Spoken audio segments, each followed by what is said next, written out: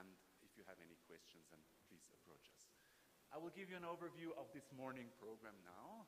We will be, and that's already my last note, and I will not bother you further before starting the official program. We will be split into two groups now. One will stay here, and that's the General Assembly of this wonderful Africa-UniNet, which will take place officially, and there will be a lot of participants. I can see them on the screen already, also being online participating at this General Assembly. And the second program part, the split, will take place in that room just on your right. So if you leave the room, there is the room called Theater 3. That's the start of the Erasmus Plus Cooperation Seminar in a way. There will be a presentation on the Austrian higher education system. There will be a presentation on the Kenyan higher education system and some further explanations on the funding. So again, I think all the participants which are there representing Africa-UniNet as single persons of their universities will probably stay in this room. If you have a second person with you, then we suggest that maybe one of you go to the other room, but that's of course up to you to decide. So that's everything from my side. We will not reconvene before lunch. Yeah, and there will be also a campus tour, but I think that's also only for those in the other room.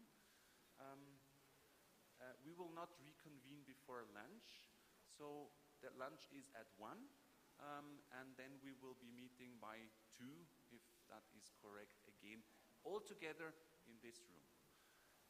Have a fruitful morning and see you around at lunchtime.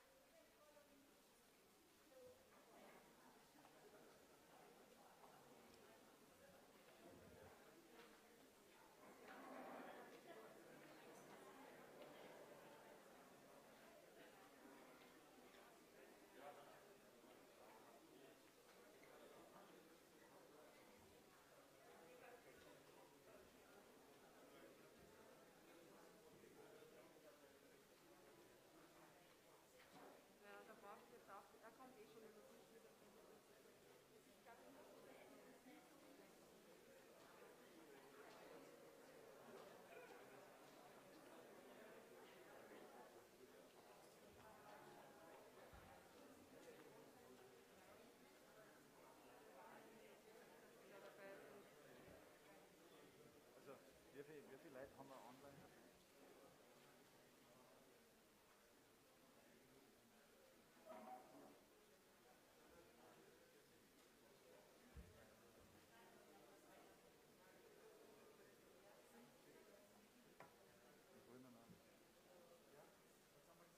Ich hole mir noch einen Zettel und dann fangen wir an.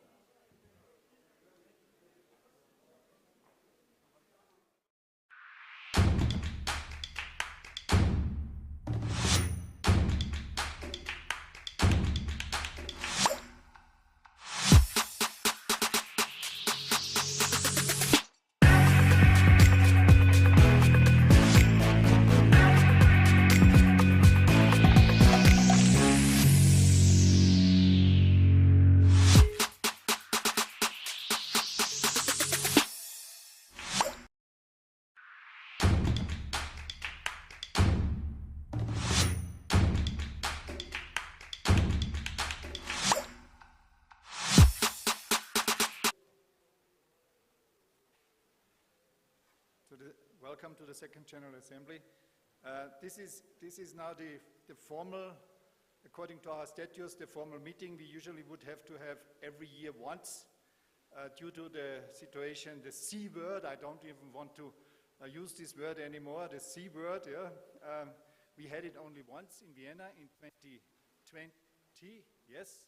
And in the meantime, there were just votes about certain decisions, but we never had a General Assembly. So this is our second General Assembly, and I guide you through the program for this morning. Please, the next slide.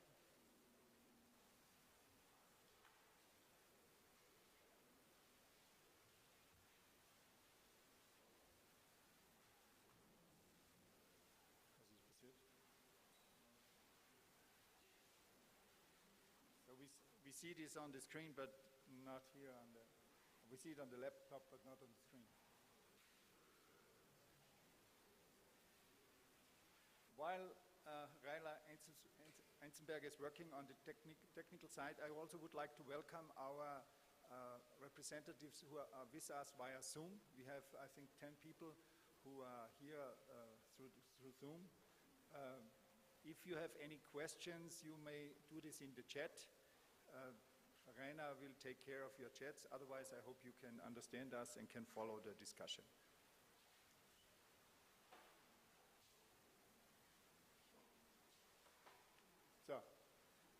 So we start with the opening remarks. We have then an item which is important, more or less the acceptance of the new member institutions. We have today 2 member institutions which are new and will introduce themselves again. The board has already made its decision that we would strongly suggest that they become members of our network. Then we have, I would like to give a brief overview of the status. I think we have a lot of new members and not everybody might remind our rules, our governance, so I would like to give a short introduction to this. Then we have the elections. Every 3 years we have to have elections. And then there are other business. Then there is a coffee break, and after the coffee break we should have a bit of a strategic discussion where we would like to develop the network.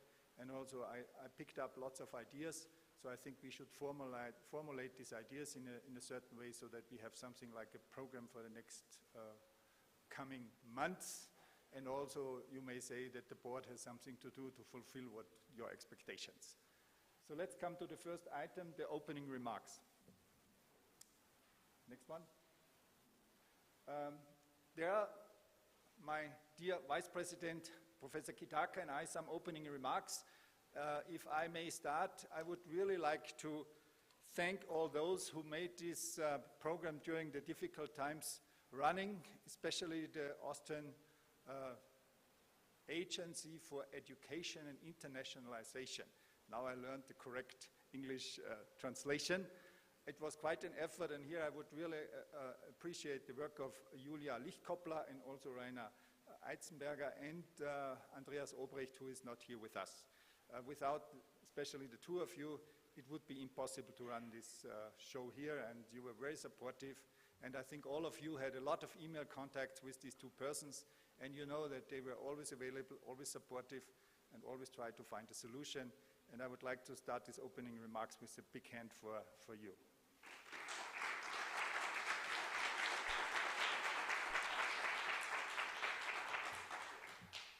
This brings me, of course, to the organization here of this meeting, Professor Kitaka and her team. Maybe that you then also formulate in your statement who really helped you.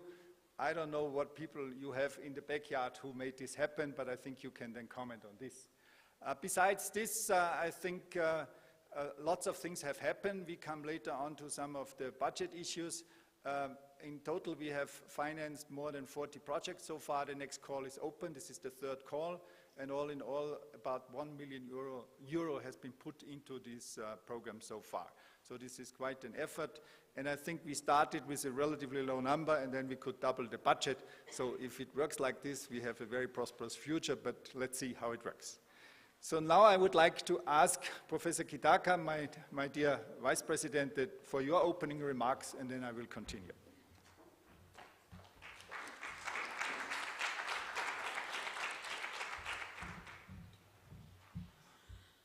Good morning, delegates. Thank you so much. I would like to welcome you again to Egerton University and to this second General Assembly of Africa-UniNet, the first one face-to-face since COVID came. And thanks everybody for making it so that it becomes a reality. I would like, Professor Humbada talked about the people behind. I would like to thank the Egerton team. We had a very big team made up of students, made up of staff, and basically led by the Vice Chancellor and the Deputy Vice Chancellor, Professor Richard Mudwa. So feel welcomed, and I think for delegates, this has been an interesting journey. Like I said yesterday, immediately we started, COVID came, And we almost thought this is the end. And I'm sure it will be in details in the report given. We discussed a lot. What do we do now that COVID is here? And do we release the funds for the first call, or what do we do? And I think the board was very vigilant. They were like, we must move. And I would like to thank, I've been involved in one of the projects, and we had to really come up with innovative ideas of how do we do research when we can't go out and we cannot be able to go to the field and we cannot be able to meet. And I think it became, for me again, I still keep on saying, this COVID gave us windows on which we had not been able to utilize before.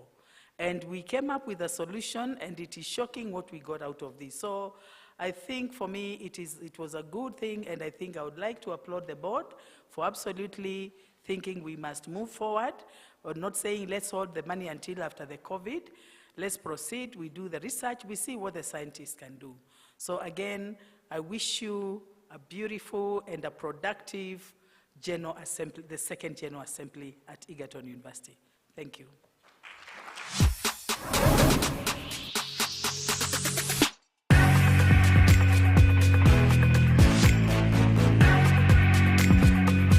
Continue with some, Rainer, kannst du wieder, because we need the next slide. With some activities we have set during the last 3 years, and one is a very specific activity which I would like to announce here. We were able to attract a private donor. It's an Austrian. He made some money with investments, and he supports PhD or postdocs. He has one currently, or two in Switzerland, and he would like to support through the Africa-UniNet also postdocs from Africa. And the call is open. The way how it is, go back. The postdoc program from a private donor, up to 12 to 24 months, it's along the line, this Ernst Mach stipend. I think some of you might know that the ARD announces. The current topic would be agriculture, forestry, water management, and renewable resources, a rather broad field. It should have a high impact in the region to translate the new findings, maybe new findings and new products. Preferred countries are from sub-Saharan Africa, but everybody can apply. It's also not limited, I have to say, to the Africa-UniNet. We just promote it through the Africa-UniNet, and of course it would be nice if we could promote here partners of us, but it's not a condition of this call. The PhD should be earned outside Austria. He insisted that he would like to have it like this, so if you have people who did a PhD in Austria, anyhow, contact me. We are still in the procedure of refining the program as such. Applicants must hold a position at an African institution. So the idea would be you did a postdoc, you work at your home institution, you have a position, you move on in your career, but you need some outside impact, or you have a collaboration with an Austrian partner, and this would allow, let's say, a sharp person to gain some additional knowledge in Austria so that they have an impact in their country. The stipend, I think, is quite good. It's 1,500 euro per month, plus up to 450 months for the housing. And he would like to finance 3 to 4 grants, depending on the time period. And the call is open until the end of November, but we can extend the call. We just set the deadline that we see how many applicants we have.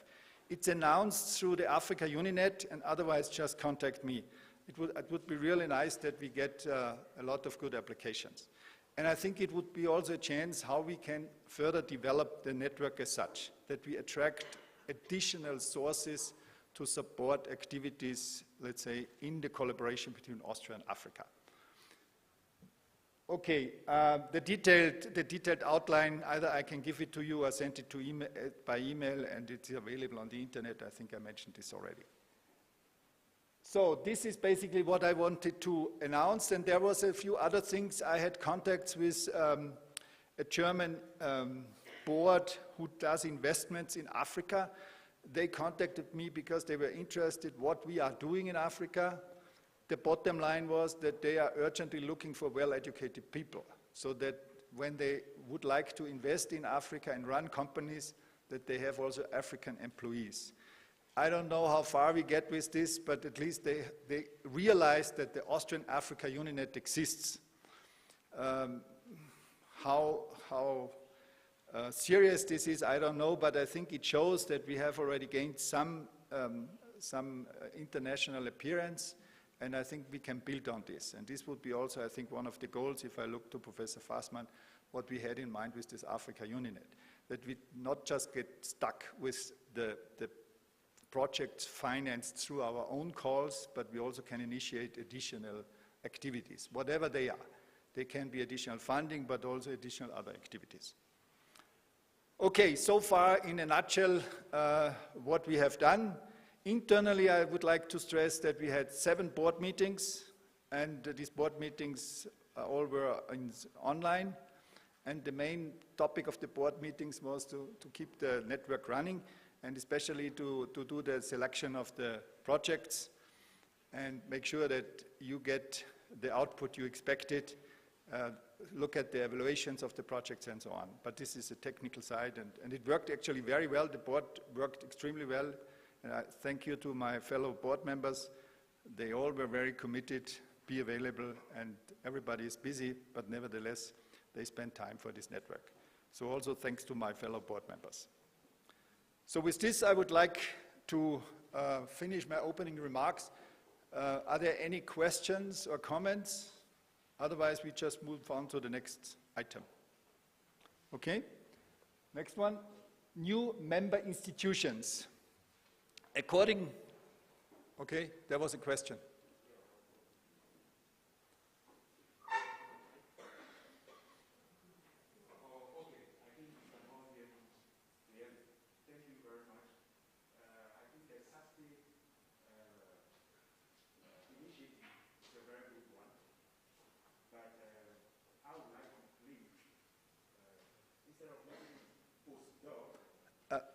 Can you give our colleague the microphone, because due to the mask we hear him not very well. And also the people in Zoom will not hear you. Thank you very much for the introduction to the SASTI program. I would like to believe if we can look at it in the form of a split program for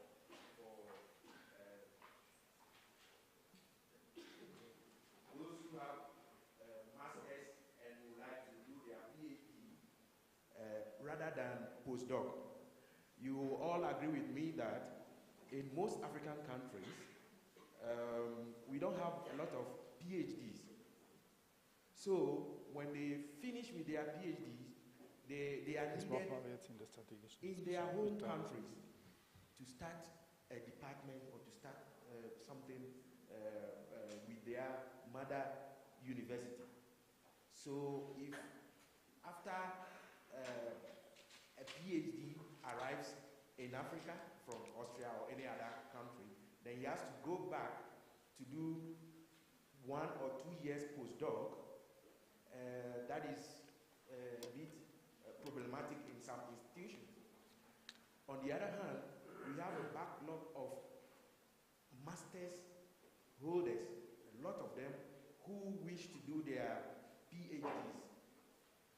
If we have a program that will make it split for them to have 1 or 2 years in their home institution in PhD and have 1 year or 2 years in Austria to complete their PhD, I think it will be more better than the postdoc program. So maybe you may talk. Yeah. Thank you for this comment. First of all, I think we should have this discussion then later on when we talk about the strategic issues. So I put the note on this because the question is, could we also find resources for financing PhD programs? In this particular case, the donor has a certain wish because he wants to establish a kind of a foundation, and this was kind of a first trial how this works. And if the donor has this wish, I can try to talk him out of this, but if he wants to do it like this, then that's it. But nevertheless, you are right, and I think we follow or come back to your comment when we talk about the further strategic development, because you are not the only one who mentioned this to me the last, let's say, 48 hours. So we have this on our list. Yeah? So thanks for your comment. And let's come to the new member institutions. As you know, the way how it works is that new member institutions apply, then there is a formal check, the board makes a suggestion, and then the members have to introduce themselves in the General Assembly. Due to the situation that we had no General Assembly, you did this with a voting. But now we have 2 members, which we just in the last board meeting we accepted and we welcomed, and these 2 board members are here today, and we would like to give them the floor to introduce themselves. Please. And the first new organization is the Austrian Academy of Science, represented by Professor Heinz Fassmann. And please, Professor Fassmann, the floor is yours.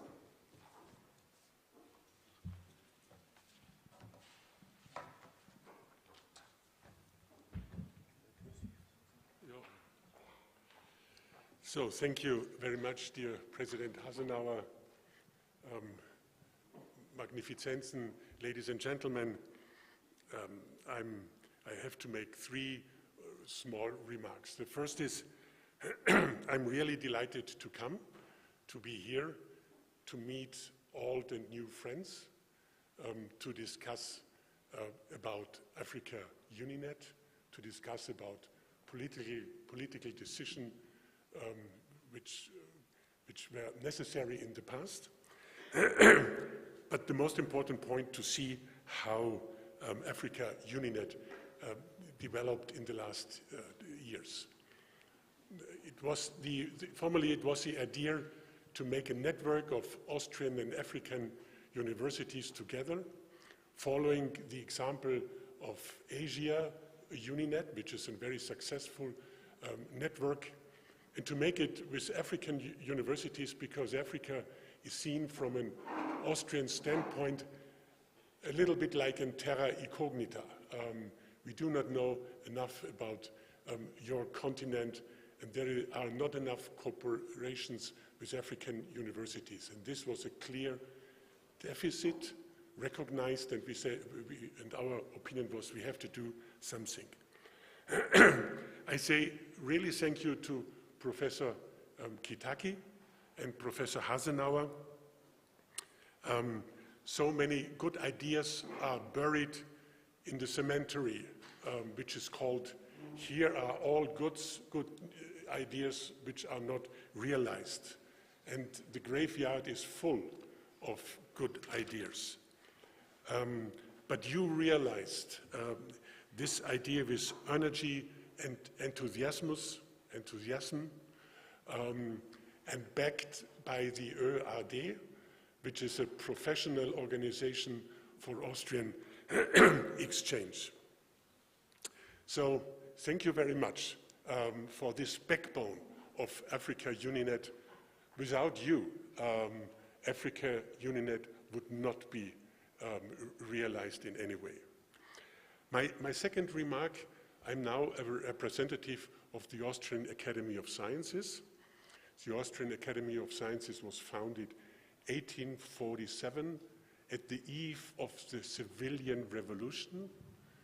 The emperor said it would be a good idea to hand over eine Gelehrtenrepublik, a republic of the wise people, that the wise people do not be active in the civilian revolution. So we gave them an institution where they can discuss and plan the future. This is the Austrian Academy of Science. The Austrian Academy of Science consists of 3 main pillars. The one pillar is what we called in German Gelehrtengesellschaft. How I should translate Gelehrtengesellschaft into English? Maybe the assembly of brilliant people. There is a fixed number of brilliant people which are elected in the Academy of Science. It's around 760 people, categorized in different groups, real members in the Academy from Austria, corresponding members from Austria, and corresponding members from the world. Do not apply for a membership, wait, and if you are lucky, you will be elected by the Gelehrtengesellschaft, by the Assembly of Wise Persons. We ask not for membership fees, that would be a completely incorrect. No, we help the Assembly of Wise People to be active after retirement. That is also important. The second pillar is, and now I switch on, next. Yes. The second pillar is the Austrian Academy is what we call Forschungsträger. We are an organization which maintain research institutions, 25 research institutions and around 1,800 employees, academic person, technical staff, secretarial staff. So it's comparable to a small Austrian university, but these research institutes are only devoted for research. I hope so, excellent research. There is no obligation to have some education. And you see here some research institutes. Archaeology is important for our academy. We have around 200 archaeologists in that institute. It's the main and greatest institute for archaeology in Austria. There are a lot of historical science. The Habsburg monarchy is clearly something what we have to do in Austria. Social sciences, life science is really important. Maybe 2/3 of our money is going into life science and natural sciences. And there are excellent institutes also in the field of biology of plants, which could be interested for our network. These are our institutes. The third pillar of the academy is we are supporting research. And I thought yesterday, because you introduced your institution, and sometimes I thought we should think more clearly what can we do for you and what can you do for us. We thought a little bit too much in numbers and emphasized we are the best or we are the largest. So I thought, what can we do to support research, and have to make four concrete measurements. The first one is, and you can find it here in a small leaflet, what we called ÖAW fellowships. This is our fellowship program. And the first is support of excellent PhD students. Students which want to study in Austria, not in the Academy of Science, maybe in the BOKU or in the Fachhochschule or in any other tertiary education institutes in Austria, coming maybe from your institution, so they want to stay in Austria, they want to make their PhD in Austria, and they could be supported. Around 2,000 euro per month for 2 years, which should be enough to make a PhD, but you have to be fast to have a PhD in 2 years. The second is a postdoc grant program.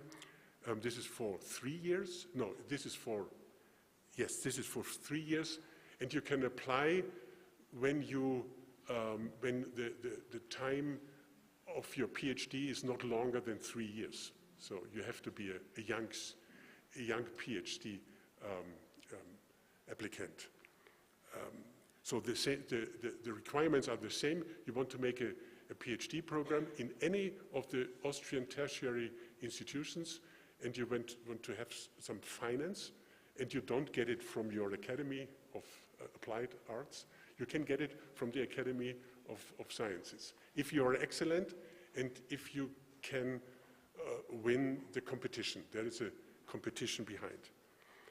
The third possibility, if there are excellent researchers and they want to be a member of research teams, and I would provide and I would say that's the best solution, be a member of a research team.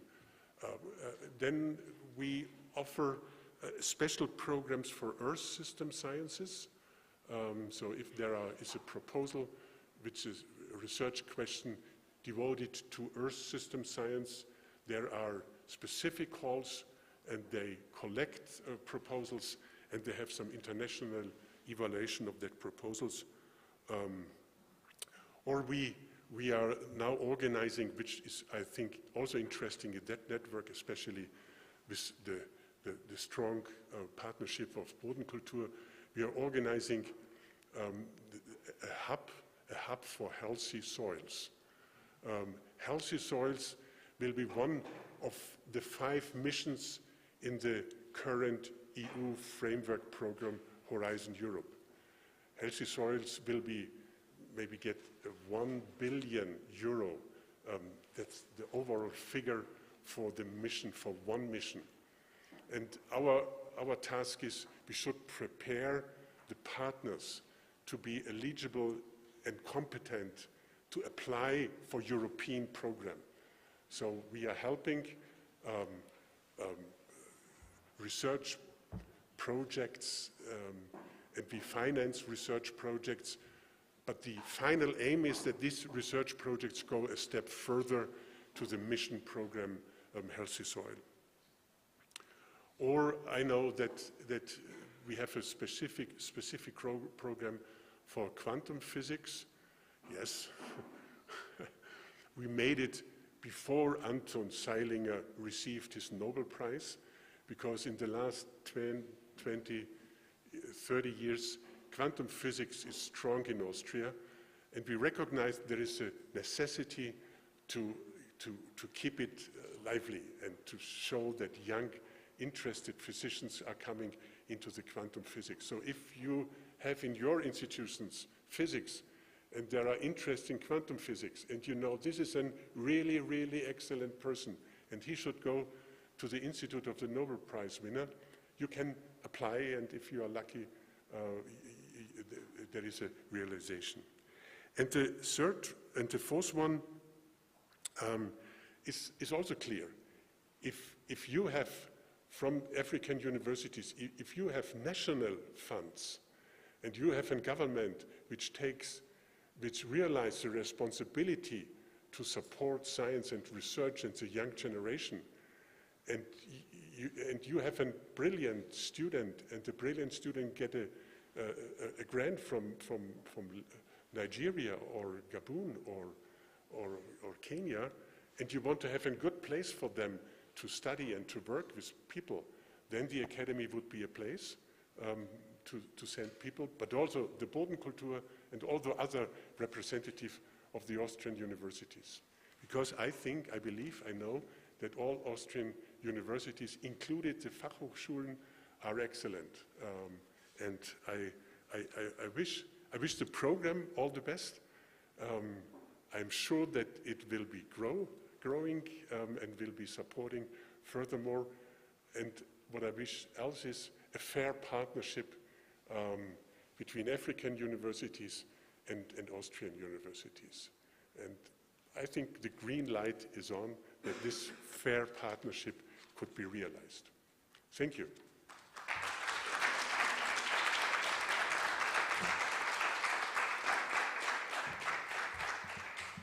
Thank you very much. I think it really pays off that we have the former Minister of Science and Education in our group. So this was a very nice statement. You see, there are some options, and you just talked about the Austrian Academy of Science, but the same, of course, is then for the Austrian Agency for Research and Internationalization. So there are some options. We might just have to utilize it and to take it.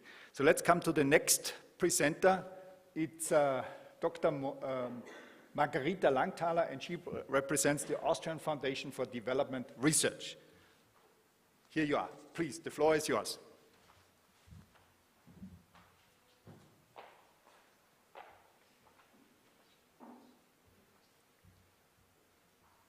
Good morning, dear colleagues, from my side as well. I have to say it's an honor for me to speak after President Fassmann and to present my small organization after what is the Academy of Sciences in Austria. So we are different in many regards and similar, I would like to say, in one aspect, that we are dedicated to research and that we strongly believe that research should also have an impact on society. So this is what we have in common with the Academy of Sciences. Otherwise, we are a very small organization, Austrian Foundation for Development Research. We were funded 55 years ago in the 60s, and we have about 25 to 30 staff all in all, and about 6 researchers only. Next slide, please. Yes. So, as I said before, we have been at the service of the interested public, of state institutions, civil society organizations, and the private sector, all the people and institutions that have in common that they strive for development globally. So our mission is research and policy advice, scientific publications, and public events. And we have a library and information service, and I can say that we have the biggest library dedicated to international development in Austria. And we also provide conference rooms open to the public. So what I would like to stress is that we are not only a research organization, but also dedicated to foster dialogue and discussion on development issues in Austria. So our research department considers itself as a center of excellence for development issues, development policy in Austria. We publish studies on important topics and issues on development policy. But we also, as a part of our public mission, are dedicated to foster dialogue and discussions about topical development issues. Our key research areas are Austrian and international development policy and development cooperation, education and development, international trade policy and global value chains, private sector development and industrial policy, as well as raw materials and development. So we have mainly working on economic issues and on issues of development policy. Next slide, please. Yeah.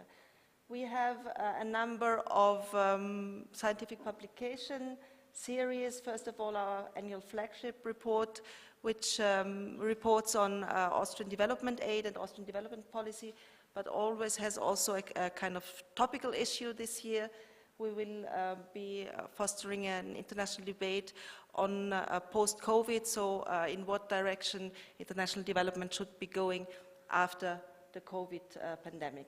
Then we have working papers where we publish work in progress on our current research. We have briefing papers which are supposed to summarize the main academic discussions on some topics, policy notes dedicated more to policymakers and civil society, and research reports. Next slide, please. Yes, and they're all freely accessible on our website. I just would like to introduce some projects that we have done also together with African partners. There was one on microcredit and the empowerment of women in Kenya, a twinning project with the Institute of Social Ministry in Mission from the Tangaza College, Nairobi. Another project was Perspectives for Export-Oriented Industrial Policy Strategies for Selected African Countries, and this comprised case studies on Côte d'Ivoire, Ghana, and Tunisia, and we cooperated with various local partners on this. And the third, just to give you some examples, is African-owned firms building capabilities in global value chains. This was a cooperation project with the Roskilde University and other partners. And just to give another example, the economic and social effects of the EU Free Trade Agreement with Tunisia on the Tunisian agricultural sector, in cooperation with Observatoire Tunisien de l'Économie, and Tunisian research organization. So why do we want to join Africa-UniNet? As a foundation dedicated to development research, we want to foster cooperation with African partners in the sense of striving together to further African development. And we also look forward to carrying out joint research projects that are relevant to sustainable development. Yes, thank you very much for your kind attention, and we would look very much forward to cooperating with all of you. Thank you.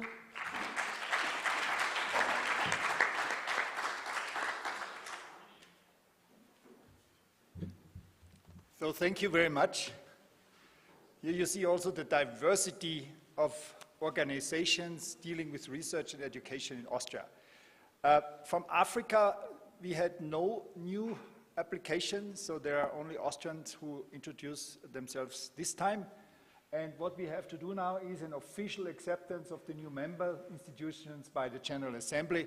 And I think if you just raise your hand, it would be fine. Okay? Who is against it?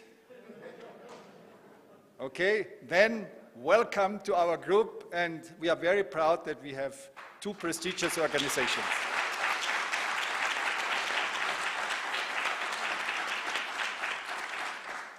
So, jetzt möchte ich nur, gehen wir zum nächsten. I just do this here as well, then we are easier in the communication. So, here this is an interesting slide, because these are the new member organizations which entered our network since the meeting in Vienna. You see, these are 1, 2, 3, 4, 5, 6.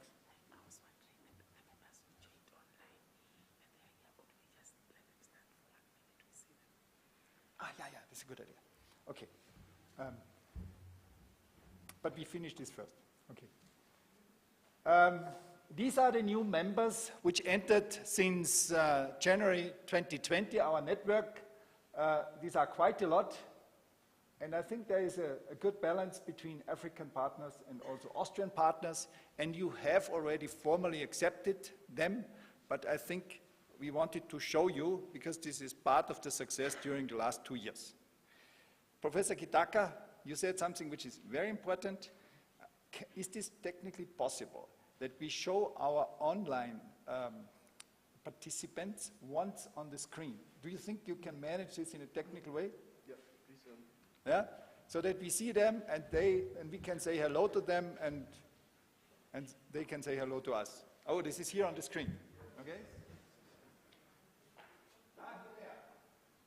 But we only see them on the right side. Could you put them in the center? Or is this not that we screw up the system? I meant to stop the presentation.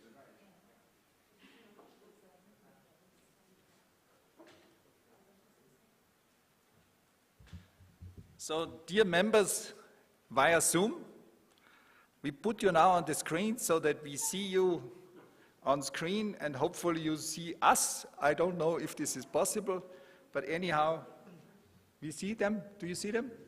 Okay, so hello, and we wave to you. Yeah, or and please wave back. Some we don't see. Maybe you can switch on the camera.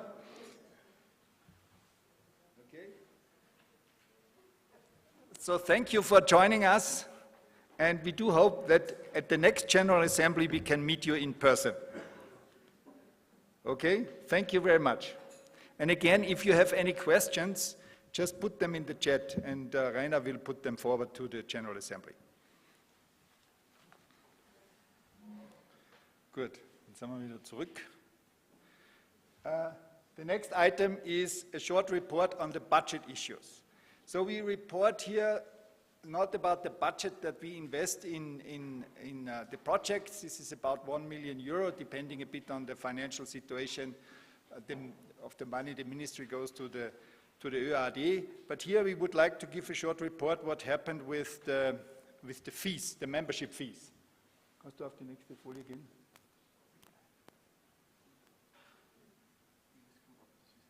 Ja. Das ist immer das Hin- und Herschalten.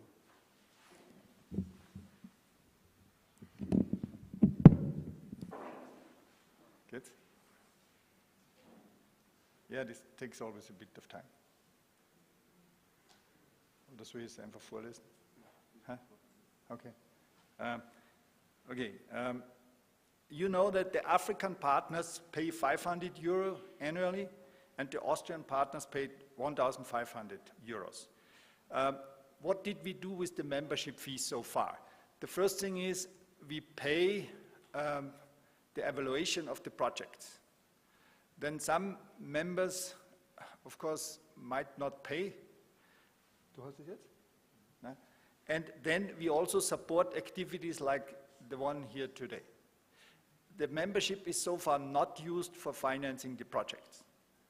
So we have quite a nice budget so far. This is basically the money you put in as members, and it's on a separate budget than the regular budget of the ÖAD. So we don't mix this. You see here the 2020 membership fees, and then in 2021, and here you see also the money we spent for reviewing the proposals.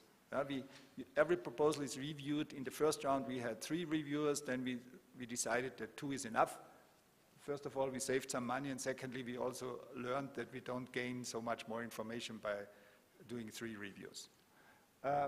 We have quite some money in our bank account. We want to wait how much money we have to spend here for this meeting, because you all have agreed that the money which is also partly spent for covering all the costs. Then the third call is open, and we will need some money for the evaluation. And then I think in January we should know, we should know how much is left, and then it's time to decide what we do with it. So this would be one of the things I think the board should make a suggestion and bring it forward to the General Assembly, that we have some initiatives that we finance with this. We are not a bank account to save money. It just takes a bit of time to get used to it and see if there are any problems. Now we have a routine of 2 to 3 years, and we see how this works. But nevertheless, we would like to do an annual reporting about the budget you have given to us, and we would like to report back what we have done with it. Yeah? So, the next slide, please. Then we come to the status of the Austrian Africa-UniNet. I put here only Africa-UniNet, but okay, if I forgot Austria, you see I'm already almost an African. No? Because we have a lot of new partners, and it might also be that some of them who are with us since the beginning might not remember exactly what we have written in the statutes. I would like to give a short review so that we are all up to date. Next slide, please. Each Africa-UniNet member institution is represented by one person. These are the Africa-UniNet representatives. Africa-UniNet representatives from the same country elect a country representative and a deputy. All members entitled to attend the General Assembly can be elected. So even if you are not the country representative, you can be elected. Yeah? Only the country representatives have the voting right for the board. So this is how we have set up the governing structure. So what are the tasks of the General Assembly? Monitoring the compliance with the Africa-UniNet statutes and adapting them if necessary. This would be something what I could imagine if we grow, that we might say that something we have in the statutes have to be changed, then the board can make a suggestion and then bring it to the General Assembly, and we just see how this is accepted. Defining the network strategy direction and the annual work program. This was a bit of a problem in the last 2 years because we could not meet in person. So basically we really tried to get the program running, and I think in the session after the coffee break we can really dig into this so that we start this process of having a joint strategy or picking up ideas how we further develop this. Deciding on the admission of new members, which we just did. Taking cognizance, I don't know if I pronounced this correctly, cognizance of the annual budgets and the annual account, taking of the annual report. So this is also why we would like to report about the budget issues, and I think in the future we should also do a bit more of a detailed description of the projects. I think this would be also an idea that you know what happened with the projects, what is the outcome. Deciding on other matters or activities presented to the General Assembly in the agenda that is sent out. So you always get the agenda way in advance so that you have time to read, and you can also comment on this, and of course you can bring in points of discussions you would like to have. And then this is of course in every statute you have to have this, a resolution about the discontinuation of the network, deciding on the amount of membership fees based on the proposal from the board. So it's also a matter if the membership fees, for example. The first time we also had a discussion about this, but we all have to agree, and I think it really depends what we do with it. Next one. The holding of the General Assembly. The General Assembly will take place once a year, alternating between Austria and in Africa. And we have online resolutions. So like the next meeting has to be in Austria, and then the meeting afterwards has to be in Africa. And therefore it was clear that after the Austrian meetings, the next one, whenever it takes place, must be in Africa, and this is why we are here in Egerton. All members who have paid, the quorum. The quorum is given when the president or the vice president and at least 50% of the voting members are present. Right now we have from 18 voting members, I come to this later, 16 are present. So we have the quorum. What? Was ist passiert? Okay. Because I have this on a different computer, so I cannot read this. So, all members who have paid their annual membership fee are entitled to participate and vote. So this is an important part of the statute. If you don't pay the membership fee, you are automatically not a member anymore. And then resolutions in the General Assembly shall be passed by a simple majority of votes. I think you experienced this already through our online voting. And exceptions are the amendments of the statutes and the discontinuation of the network, which requires a two-third majority. I think this is important because if we change the statutes, then it really has to have a broad agreement. Otherwise, I think this is not really what we want to have. Then the Africa-UniNet board. Next one. Sorry, I forgot to tell you. Yeah? Next one. The board consists of 6 members of the General Assembly who are elected for a period of 3 years by the country representatives in the General Assembly. You don't need to be a country representative to be in the board, but you have then a passive voting right, as we would call this. Yeah? The diversity in gender and the geographical balance. So far we have decided, if you remember the discussions in Vienna, in Eastern, Western and Southern Africa shall be ensured. This of course depends a bit how the network as such develops, so that it's balanced. As the network is funded by the Austrian Federal Ministry of Education, Science and Research, 3 board members are elected among the Austrian members. And the board meetings can be also held online as a video conference. I think this was extremely important through the corona crisis because otherwise we have no legal votings. And this has to be written in the statutes. Yeah? So if we wouldn't have had this in the statutes, then we would have to change the statutes. So what are the tasks of the Africa-UniNet board? Of course, the election of the president and the vice president by the board members, advice to the president and the vice president, preparing the decisions for the General Assembly, for example, on admission, on network members, or changes in the membership fee. So the usual, let's say, day-to-day work and that the network is running. Preparing proposals for a network strategy and the annual work programs. Here I have to say that this was really difficult, so we did this through the call, and actually we decided that we should keep it very open, especially at the beginning.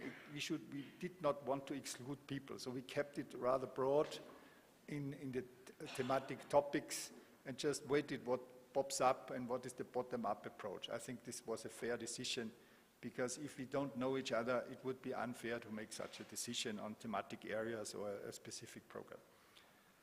Submission of proposals for the network's thematic orientation as well as the special network activities according to the funding guidelines of the Austrian Ministry of Education, Science and Research. This is an interesting thing where I would like to thank the Ministry of Science. In the first call we had a budget, but in the second call it was doubled. And I think this was also the reason that all proposals who were submitted and fulfilled the formal criteria and also got the positive review, we could fund. We just checked them, the formalism and so on, and then we could say, okay, we have enough money and we don't need to go into a competition. This might change in the future if we have more partners and maybe also more proposals, but so far this was actually a pretty easy decision. The tasks of Kitaka and me, official representative of the Africa-UniNet, coordination of the network in technical and strategic terms, chairing the board and the General Assembly, which we do right now, strategic planning and coordination and of the public image, so that we really also try to make the network well known to the outside world. So I had people hear about this, they contact me, then I talk about this, and then usually it takes a bit of time that they understand what we are doing, and then they come back. Preparing proposals for the network strategy and for the annual work program in consultation with the board, contacts and coordination with other relevant networks, submission of proposals for the network's thematic orientation with the board and within the limits of the available resources and funding.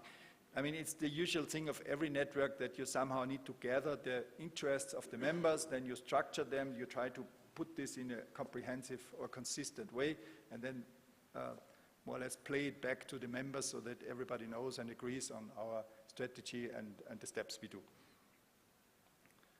So next one. So in a nutshell, this is how we are organized. So you are here the General Assembly with one representative for each organization. Then we have, you can have national network meetings. They are foreseen. I don't know if something like this has happened. But from each country we have one representative and one deputy.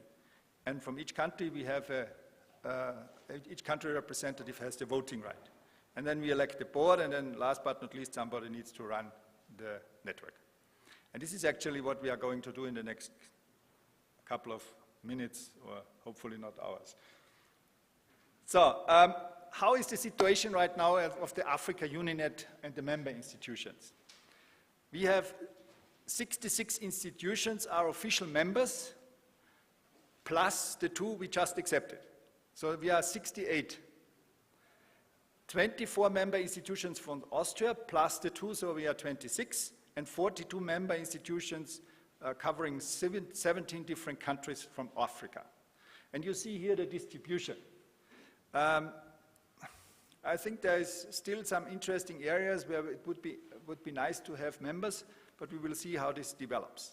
But you see here, especially around the area where we are here, there is a large interest in Africa-UniNet, probably because of the long-lasting cooperation between Austrian and African institutions. And here, a review of the current situation in the, let's say, in the country representatives, or among the country representatives. Austria, now 26 members. The representatives are Professor Anke Bockreis. Where are you? Yeah? Anke is the former or deputy vice rector from the University in Innsbruck, and myself. Then we have Burkina Faso, Dr. Adamo Ueda. Are you with us? No, he's at the moment not here. He had to go to a test. And, okay. But he's here. Yeah, and the number in brackets just means how many member institutions we have. So for example, Burkina Faso has one member institution, so the voting for a country representative is pretty simple.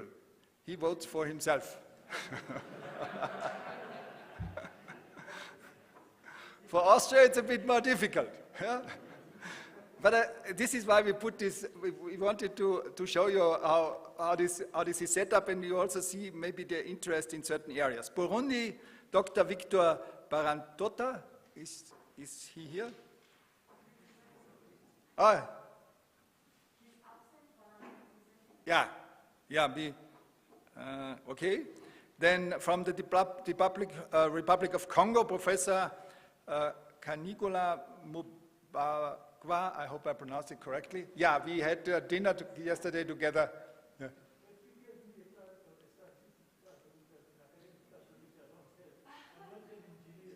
Ah, okay. But I learned you are the Vice Chancellor of your university, so you have an official title. Okay, then we have, so you have to vote for yourself. I think it's it should be easy.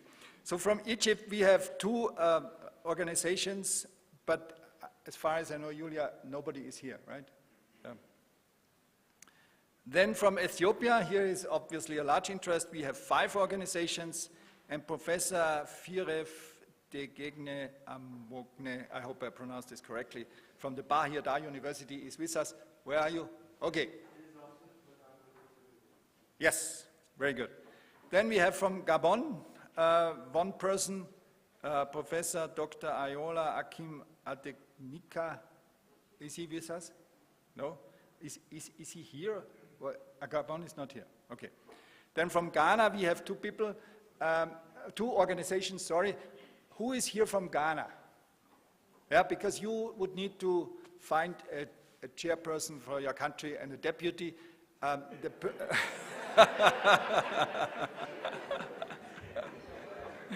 Then we have from Kenya 6 organizations. You also need to elect somebody because the person who was the country representative, for some reasons, he stepped down, right, Julia? Yeah? Then Lesotho, he needs an election. Then Morocco, from Morocco. Ah, yeah, our friend from Morocco. Then Namibia. Who is here from Namibia? Yeah? I did forget Mozambique. Yeah, is somebody here from Mozambique? Yes. You have also a difficult task. Then from Nigeria, we have actually 8 people representing organizations from Nigeria. Who is here from Nigeria? Huh? Okay, perfect. So you have a bit of a more difficult task. Right now, Professor Christian Anyeke and Professor Abdul Karim Sabo Mohammed are the representatives.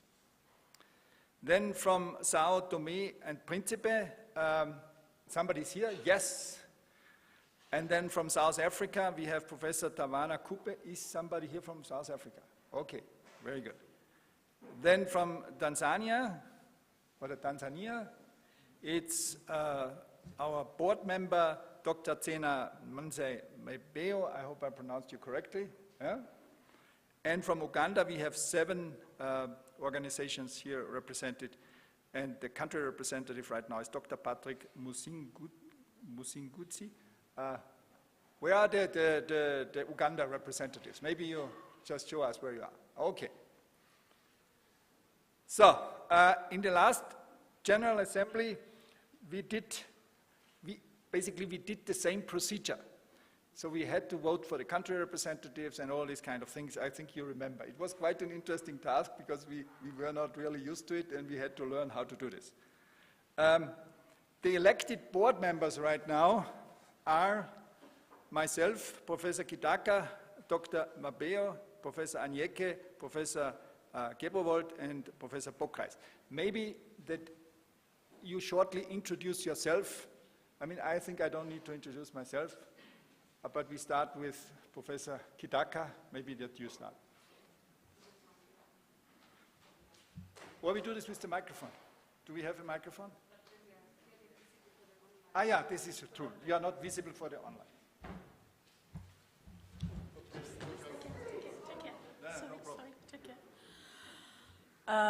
I stand here again to introduce myself. I'm Professor Nzula Kitaka, a professor in aquatic sciences. I've been involved with Africa-UniNet since the beginning, and I've been the Egerton University rep and current the Vice President of Africa-UniNet. Is that enough?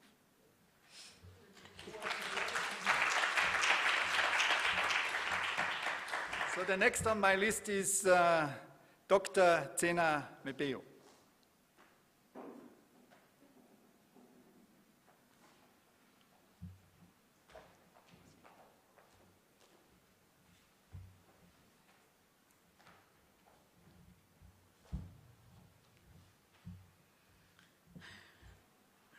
Good morning, everybody. My name is Zena Mnasi Mabeo. I am from Tanzania, the Institute of Social Work, and I am a country representative of the Africa-UniNet as well as the institutional representative for the Africa-UniNet, and I was elected a member of the board of the African-UniNet during the first General Assembly. It has been a pleasure to work with you all. Thank you very much. Then we have Professor Christian Anyeke.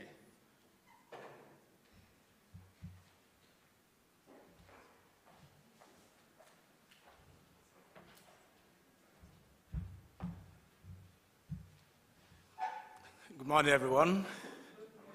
My name is Reverend Father Professor Christian Anyeke, a professor of English, Vice Chancellor of Godfrey Okoye University, honorary citizen of Austria. I studied in Austria and became honorary citizen of my community in Austria, Mitterkirchen.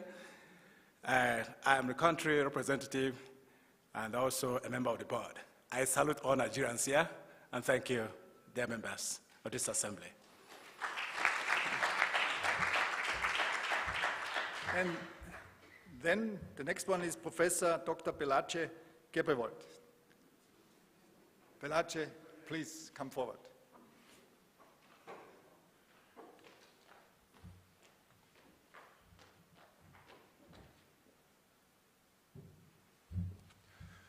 Good morning. My name is Belace Gebrewold. I am a professor of international relations, and I'm the head of the Department of Studies at MCI Innsbruck. Originally, I'm from Ethiopia. It is my pleasure to work in this Africa-UniNet, and yeah, so I'm looking forward to further opportunities and working together with you. Thank you.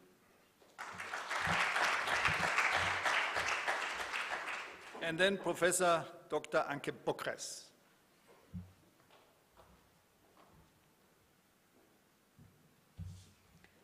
Yeah, good morning. My name is Anke Bokres. I'm from the University of Innsbruck, and I'm a professor for waste management and resource management, also the country representative of Austria and board member. And yeah, we did some projects in the past, and I hope for further projects in the future. Thank you.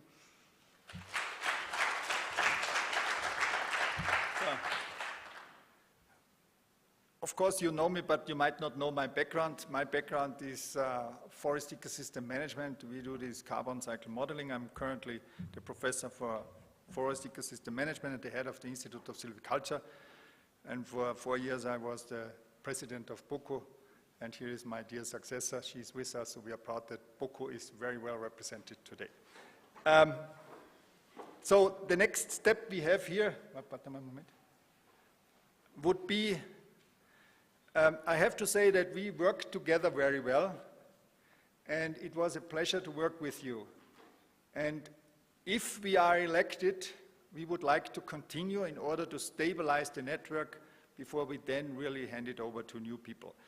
We discussed this internally, if it makes sense that we continue, but we thought after the 3 years where we were really, let's say, could not develop as fast as we thought due to the corona crisis, we would like to contribute and try to get the baby growing, and then maybe somebody else has to take this over. But of course, it's up to the General Assembly to decide on this.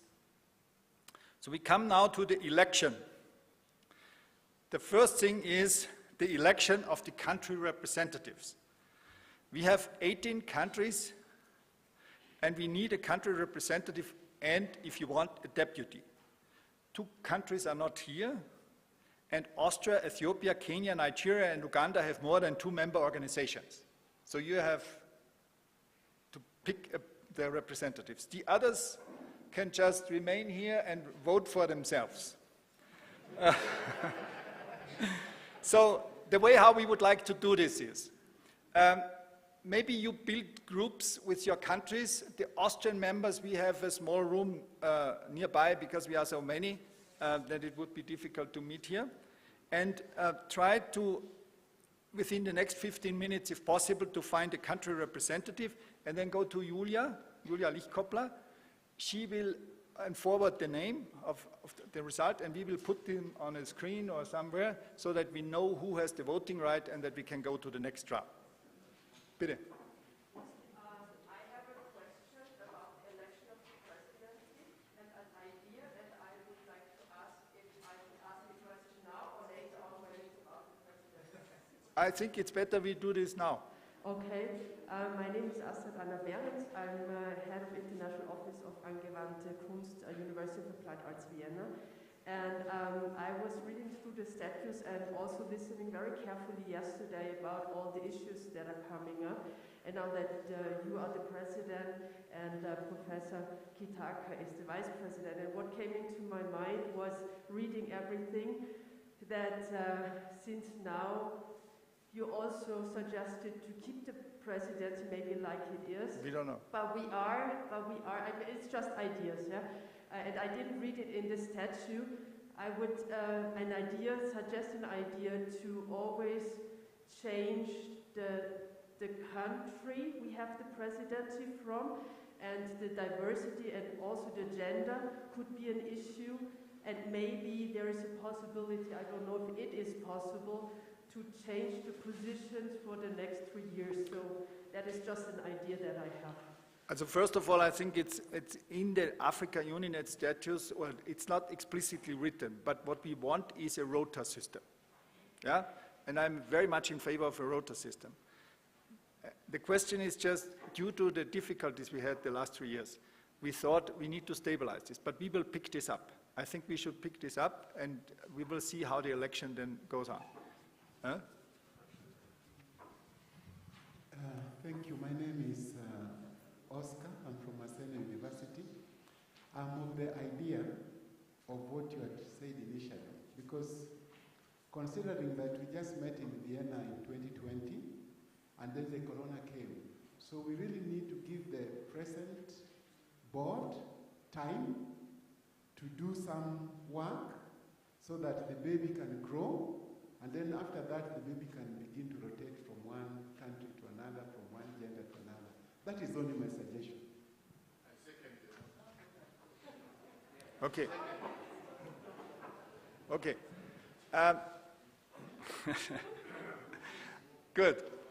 There were more questions. Was there, I mean, I don't want to interrupt the discussion, but I think it's important that we finish this item.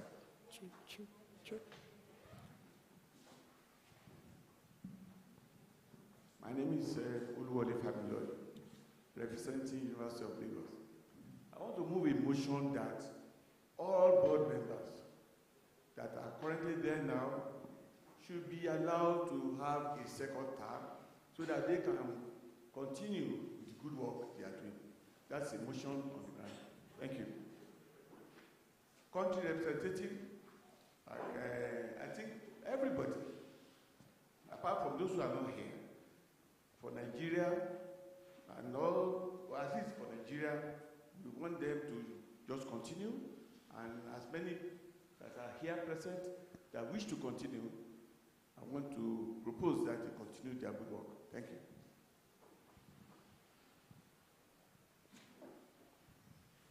Sorry, just to concur with most of the speakers, especially for the board members.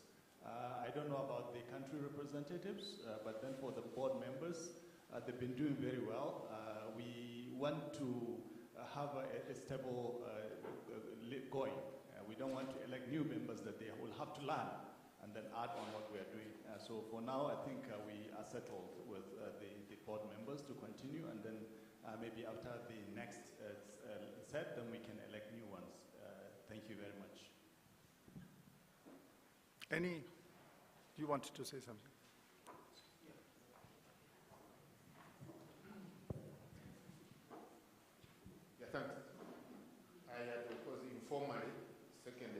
suggestion. But now there is a technicality which we need also to deal with, which could help us also to move away a step forward. Because according to the statute, it is only the country representatives that have a say about the board. Not everybody has a say on the board. So I want to find out what our country representatives are saying about the proposal of the continuity of the board. Mm-hmm. That's the technicality. Yeah, that's a good idea, and I think we should now do the election of the country representatives. Or do you want to continue the discussion? No, we still have them. Okay. Because they haven't stepped it down. Yep. The proposal is being floated. Technically, by statute, they are the ones who have a say, not the membership, so they can help us so that then we go to the next step. Good. Hello. Any further comments or Yes. suggestions? Thank you. In fact, I wanted to say exactly what my colleague has said, that we have the reps. In fact, we are just telling the reps that can we support the board to continue the good work that they have been doing. I think by the statutes, we can't make the decision, but the reps can. But we are trying to tell the reps that we are in support of the team that has done tremendously a good job. And as you have said that this is still a very young baby, in fact, the baby has not even opened the eyes. So if we leave it out, the baby may die. And we don't want that to happen. So we have the confidence, the team. So can reps, please, we are influencing you. Just do the right thing. Thank you. Okay, any further questions or comments before we come? We need to do this formal voting, you know, this, otherwise, you know how this is, this is important to also to practice and stick to our own regulations. Any further comments or suggestions? If not, then I would like to ask the Austrian representatives, Julia, yeah, okay. Yeah, can you show this to us? And then the others, maybe you form here groups, and that in 15 minutes we should be done, I hope so, and we resume here to go to the next step.